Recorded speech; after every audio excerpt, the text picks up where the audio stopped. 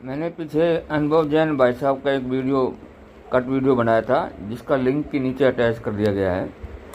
उसमें वो कुछ जो जीवन की जो परिस्थितियाँ होती हैं, जब जो यंग बच्चे होते हैं, कोई मतलब शादी के बाद कोई डिफरेंसेस वगैरह आ गए, तो वो उसकी लाइनें वो हमें एडवाइजरी बता रहे हैं कि भाई जब जीवन कष्टों से दौर गुजर रहा हो, जब जीवन झटके खा रहा हो, तो हमें कैसा बर्ताव करना चाहिए। तो कहते हैं कि भाई पागलों की तरह जियो, मस्ती में जियो, सब कुछ भुला के जियो। एक्चुअली में ये बच्चा ऐसी हालात में पहुंचता कैसे है? सबसे बड़ा जो मेन कारण होता है ना, कि जैसे वो पहले गाना आता था, वो कहते हैं कि भाई मैंने तेरे लिए जग छोड़ा और तू अब मुझको छोड़ चली। कि इंसान जो है ना, वो सोच रहा है कि ये सब कुछ मेरे नियंत्रण में होगा, मैं जिसे प्यार करता हूँ वो मेरे पीछे पीछे चलेगी। लेकिन क्या है कि आजकल क्या है कि हर इंसान जो है ना, इंडिपेंडेंसी का दौर चल रहा है। आदमी, लड़कियां भी फाइनेंशियल इंडिपेंडेंट है, तो उनके भी अपने सोचने का और समझने का अधिकार क्षेत्र का भी विस्तृत बढ़ गया है। संत महात्मा भी हमें समझाते हैं, वो कहते हैं कि भाई दीन गंवाया दूनी संग और दूनी ना चाली साथ।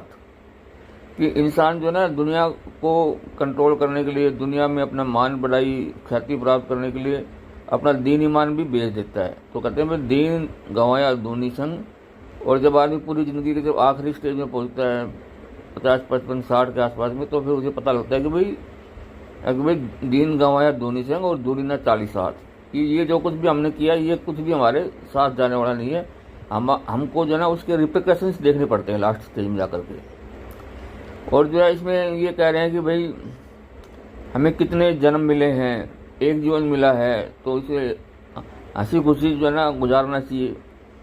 तो महाराज दर्शन सिंह जी ने भी अपने शेर में फरमाया, वो कहते हैं कि भाई गमे जहाँ को गमे जिस्त के भुला के जियो, हसीन गीत मोहब्बत के गुनगुना के जियो। कि जो दुनिया का जो अंतर्द्वंद है, अगर उसको हम अपने दिल पे ले लेंगे, तो वो क्या है कि हमारे दिल पे ना बोझ की तरह रखा रहेगा और हमें वो कष्ट देता रहेगा।